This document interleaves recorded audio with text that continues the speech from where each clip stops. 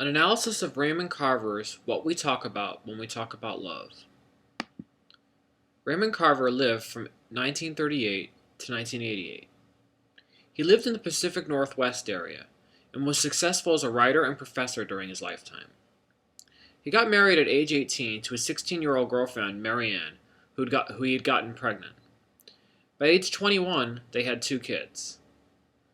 By his 30s, he was a severe alcoholic, including hospitalizations and near-death experiences. He and Marianne were somewhat poor and worked hard to get by. They fought terribly and were eventually divorced in 1982. But from 1979 on, he had been living with a woman named Tess, who he married right before his death.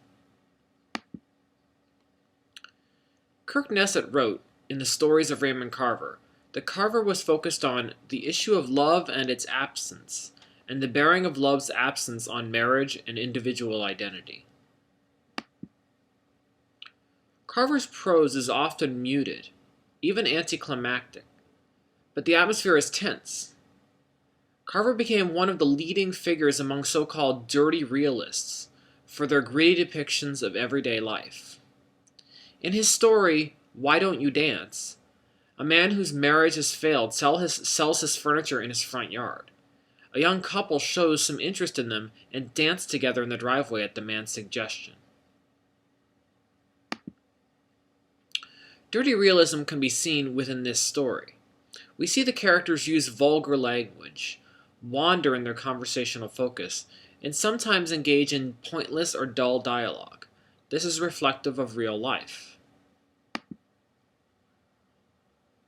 The surfaces of Carver's stories look calm and banal, but especially his portrayals of marriage problems are full of emotional tension, hidden memories, wounds, longing, hate, anxiety, and melancholy. Theme is the argument or general idea expressed within a literary work, whether implied or explicitly stated. Within this story, the theme investigated is clearly that of love. There are many conflicting portrayals of love within the story. We have Mel and Terri. This is a couple who have been married for a long time. Then we have Nick, our narrator, and his wife Laura, who have been together for only a year and a half. Terri talks about her previous relationship with Ed. Ed was violent towards her, but Terri sees this as evidence of true love. He even drank rat poison and eventually shot himself when he couldn't be with her. Terri sees Ed's feelings as the truest kind of love because they are intense and passionate. Mel tells the story of the old couple who have been in a car accident. He is shocked and somewhat bothered by the fact that the old man is heartbroken simply because he can't turn his head to look at his wife.